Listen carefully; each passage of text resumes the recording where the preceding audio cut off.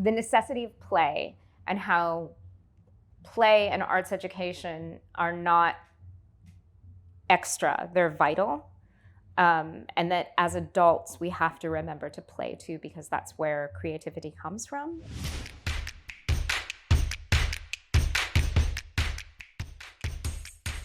I grew up in an Air Force family.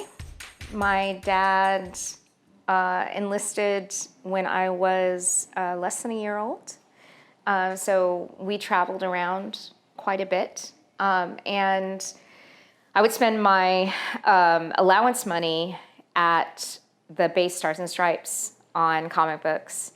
And then I figured out at some point that I could either pay 45 cents for brand new comics, brand new, they were weeks old, at the Stars and Stripes, or I could go to the swap meet on Saturdays and GIs who were shipping home would be unloading their collections and I could get like a stack for $1. And I was like, oh, okay, I got this figured out.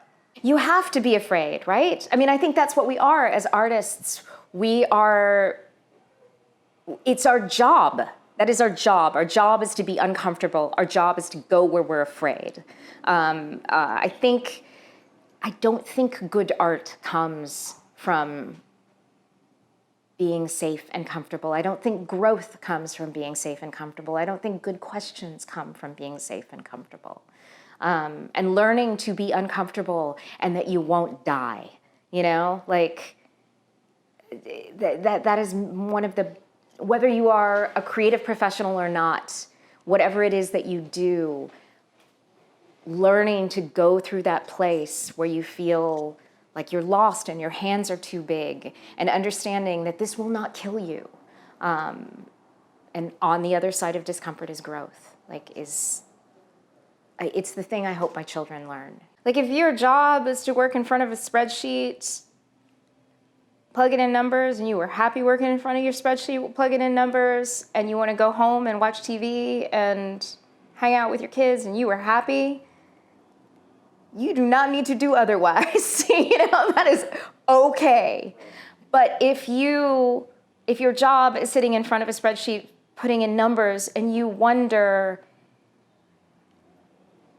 is there something I'm missing from these numbers? Is there something I'm missing from the way that this spreadsheet is constructed? Is there more information I could pull out of this? Are there new ideas dancing in front of me in the form of numbers that I can't see because I'm so used to looking at it the same way?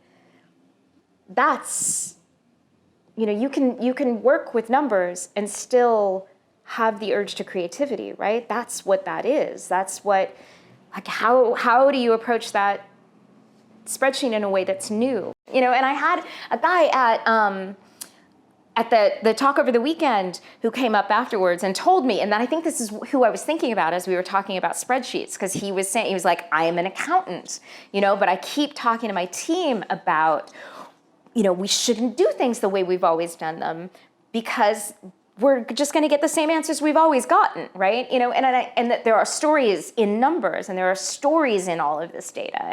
Yeah, we're all artists, right? And creativity matters, and it's okay to be lost, and it's okay to be scared. And in fact, it's good to be lost and scared. It means you're evolving. It means you're trying, right?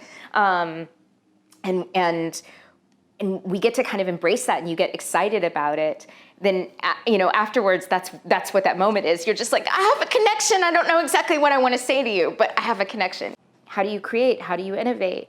And there's a lot of ways. And one of the first things I always talk about with my students is to think with your body. Break the monotony of the same patterns, or try to do something, try to construct something physically.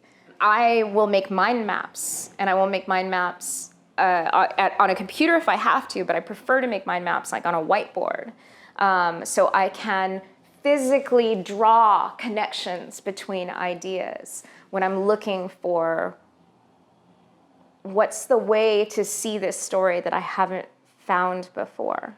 I hope at the end of our time together, people feel excited and inspired to take some risk, and I hope that they have a kind of warm feeling in their chests of like being scared, knowing that they need to do something and maybe not knowing exactly what it is. And I hope that they want to come up to me afterwards and say, I have a connection.